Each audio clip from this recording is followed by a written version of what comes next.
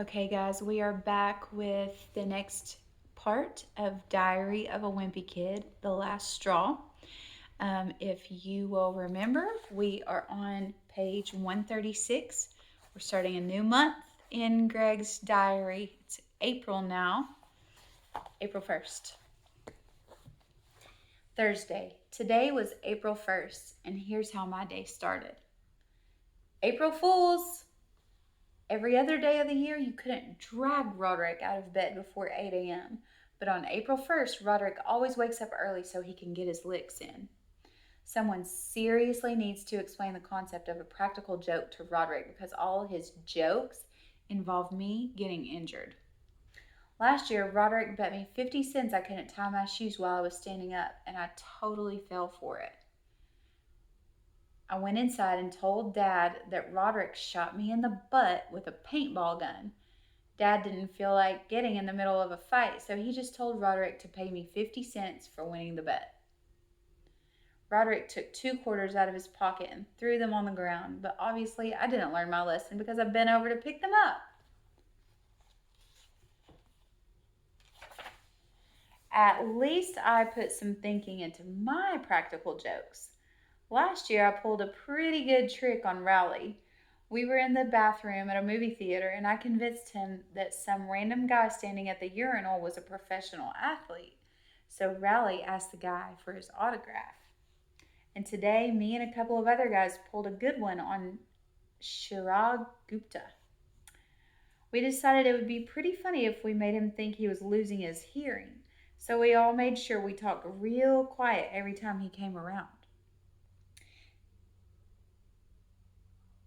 Did you catch the big soccer game last night? Yes, it was quite a game. Chirag figured out what was going on pretty quick and he went straight to the teacher to shut it down before the joke could get out of hand. I guess he didn't want a repeat of the invisible Chirag joke from last year. Friday.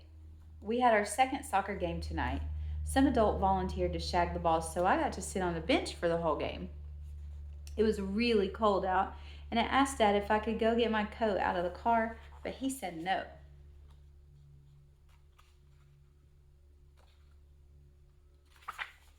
Dad said I needed to be prepared in case the coach decided to put me in the game, so I had to just tough it out. I wanted to tell Dad that the only time I'd be stepping foot on the field would be when Mr. Litch made me pick up all the kids' orange peels at halftime, but I just kept quiet and concentrated on not letting my shin guards freeze to my legs. Every time Mr. Litch called a huddle, Dad made me get off the bench and go join the rest of the team. Have you seen a game on TV and wondered what the bench warmers were thinking when they stand in the huddle while the coach goes over the game plan? Well, now I can tell you firsthand. You guys smell. Once the sun went down, it got really cold. In fact, it got so cold, Mackie Creevy and Manuel Gonzalez went and got sleeping bags out of the Creevy's car. And Dad still wouldn't even let me go get my coat. During a timeout, we all joined the huddle. And when the coach got an eyeful of Mackie and Manuel, he told them they were excused and to go to the Creevy's car for the rest of the game. So Mackie and Manuel got to sit in a heated SUV while I had to sit on a cold metal bench in my shorts. And I know for a fact that the Creevys have a TV in their car, so I'm sure those guys were totally living it up in there. Monday. I have definitely got to start keeping on top of my laundry. I've been out of clean underwear for about 3 days, so I've been wearing my bathing suit as a substitute. Today we had phys ed, and when we changed into our gym clothes, I totally forgot I was wearing my Speedo underneath. It could have been a lot worse though. I have a pair of Wonder Woman underoos that I've never taken out of their wrapper, and this morning I was pretty tempted to wear them just because they were clean. Believe me, I didn't ask for the Wonder Woman underoos either. This past summer, a few of my relatives asked Mom what I wanted for my birthday, and she told them I was really into comics and superheroes. So the underoos were a gift from Uncle Charlie. We had another soccer game after school, but it's been getting a lot warmer lately and I wasn't worried about the cold. At school, me, Mackie, and Manuel agreed we'd all bring some video games tonight.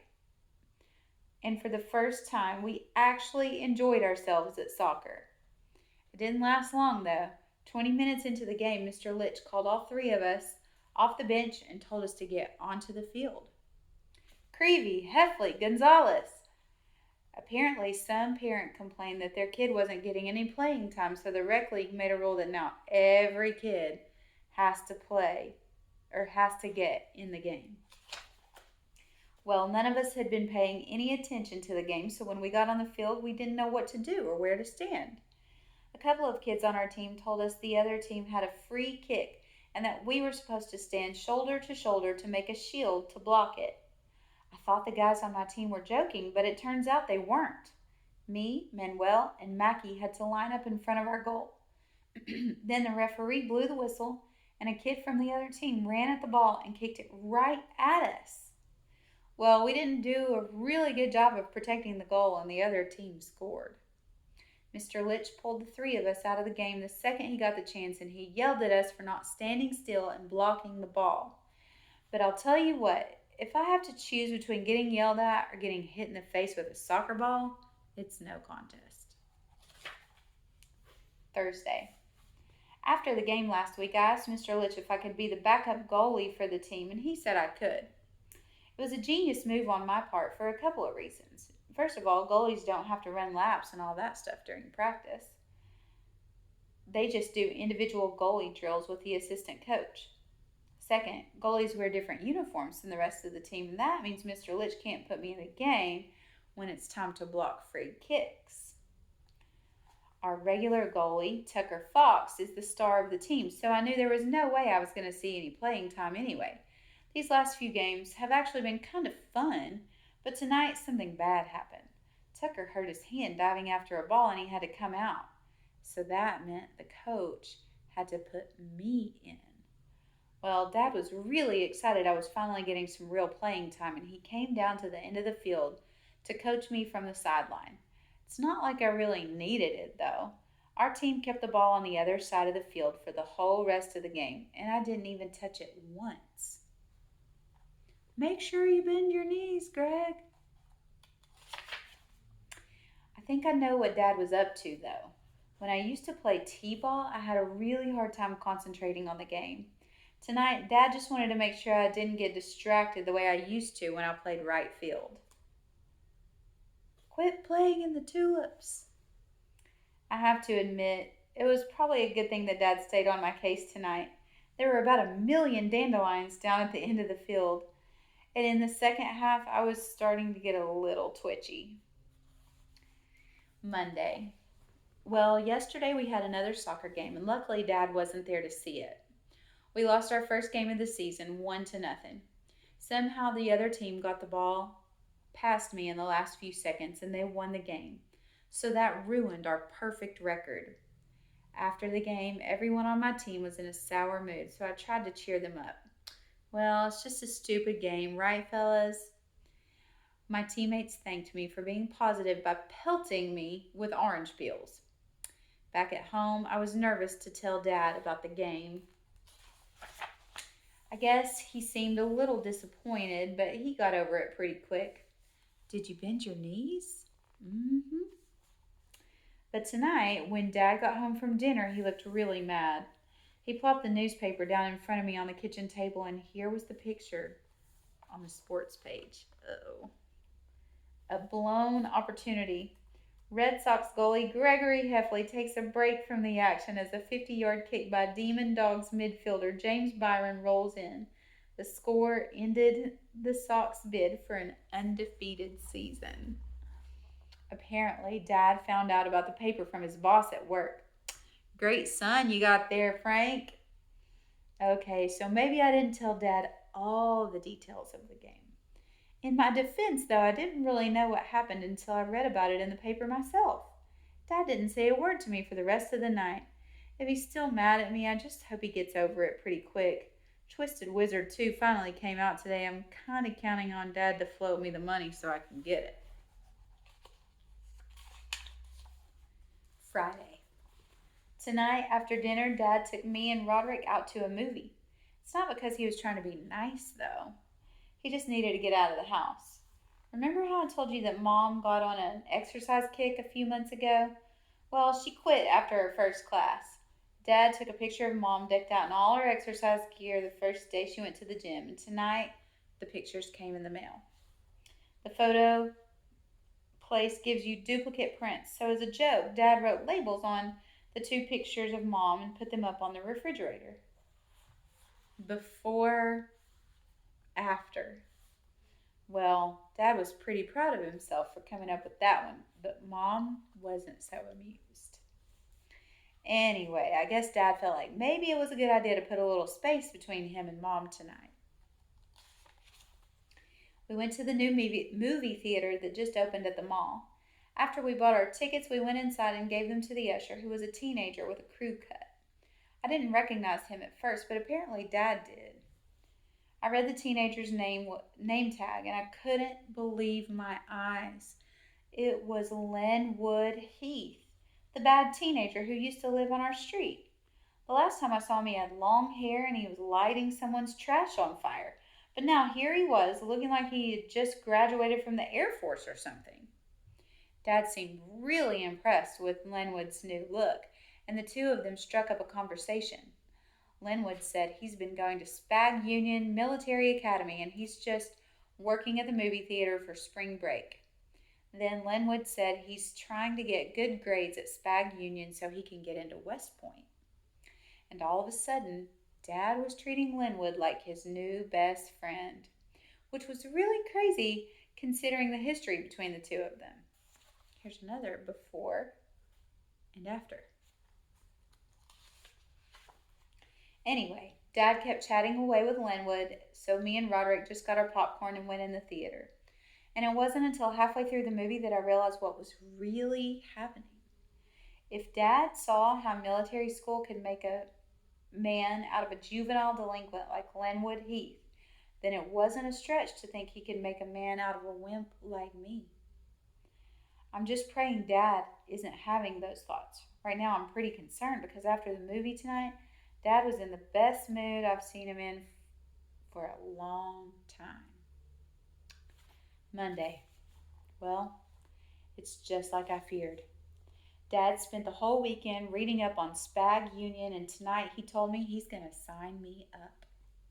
Here's the worst part. New recruits have to report on June 7th when I'm supposed to be on summer vacation. Dad tried to convince me that this would be a great thing for me and how Spag Union would really whip me into shape. But going off to boot camp was not the way I was planning on spending my school break. I told Dad I won't last a day at Spag Union. First of all, they mix kids my age in with teenagers, and that can't be a good thing. I'm sure the older kids would single me out on the first day. But what I'm actually a lot more concerned with is the bathroom situation. I'll bet Spag Union is one of these places that has open showers with no stall doors, and that kind of setup is not for me. When it comes to the bathroom, I need my privacy. I don't even use the bathroom at school unless it's an absolute emergency. A few classrooms in our school have bathrooms right in them, but I can't use those because every little sound you make is broadcast to the whole room. The only other option is to use the cafeteria bathroom, and that place is a complete madhouse. Somebody got the idea a few weeks ago to start throwing wet toilet paper around, so now that place is like a war zone. I can't concentrate in that kind of environment, so I basically have to hold it until I get home from school. A couple of days ago, something happened that changed the situation. The janitor put some new air fresheners in the bathroom. I started a rumor that the air fresheners were actually security cameras to catch whoever was throwing the wet toilet paper. I guess I must have told the right people because from that point on, the cafeteria bathroom has been quieter than the library. I might have solved the bathroom problem at school, but I don't think I'm going to be able to pull off the same kind of trick at Spag Union. And I seriously doubt I can hold it for the whole summer. I knew I wasn't going to convince Dad to change his mind, so I went to Mom. I told her I didn't want to go to a place where they make you shave your head and do push-ups each day at 5 every morning. I figured she'd agree with me and talk some sense into Dad. But it looks like Mom isn't going to be any help after all. I think you look so handsome in a uniform. Wednesday. I knew I needed to do something quick to convince Dad that I was tough and didn't need to go to military academy. So I told him I wanted to join the Boy Scouts. Dad seemed really enthusiastic about the idea, so that was a relief. Besides trying to find a way to get Dad off my back, I have a couple of other reasons for wanting to join the Boy Scouts. Number one, Boy Scout meetings are on Sundays, so that means I can quit soccer. And number two, it's about time I start getting some respect from the other kids at school. There are actually two Boy Scout troops in my town. Troop 24, which is right in our neighborhood, and Troop 133, which is about 5 miles down the road. Troop 133 is always having hot dog roasts, pool parties, and stuff like that, but Troop 24 is constantly out doing community service projects on the weekend, so I'm definitely more of a Troop 133 kind of guy. Now, the trick is to make sure Dad doesn't find out about Troop 24 because he'll make me sign up with them for sure. In fact, tonight we are driving to the mall and we passed Troop 24 cleaning up the park. Luckily, I distracted Dad at the last second. Look, a bald eagle. Sunday. Today was my first Boy Scout meeting and luckily it was with Troop 133. I got Rowley to sign up with me too. When we got to the lodge, we met Mr. Barrett, the Scoutmaster. He asked me and Rowley to say the Pledge of Allegiance and do a bunch of other stuff, and we were in Mr. Barrett. And we were in. Mr. Barrett even gave us our uniforms. Rowley was happy because he thought the uniform was cool, but I was just happy to have a clean shirt for a change. After we put our uniforms on, we joined the rest of the troop and started working on merit badges. Merit badges are these little patches you get for learning how to do all sorts of manly stuff. Me and Rowley started flipping through the merit badge book to see what we should work on. Rowley wanted to do something hard like wilderness survival or personal fitness, but I talked him out of it. I said we should just start off with something nice and easy, so we settled on whittling. But whittling was a lot harder than I thought it would be. It took forever to try to carve a block of wood into anything, and Rowley got a splinter within 5 minutes. So we went to Mr. Barrett and asked him if there was something less dangerous we could do. Mr. Barrett said that if we were having trouble with the wood, maybe we could use soap instead. And that's when I knew I made the right call when I signed up for Troop 133. Me and Rowley started carving the soap, but then I found out something really great. If you get the soap wet enough, you can just mold it into any shape you want with your hands. So we put away our whittling knives and squeezed our soap into a shape instead. My first creation was a sheep. I turned it in to Mr. Barrett and he checked one carving off my list. I didn't really know what to do for my next carving, so I just turned my sheep upside down and handed it back in as the Titanic. And believe it or not, Mr. Barrett accepted that one too. A terrible tragedy that was.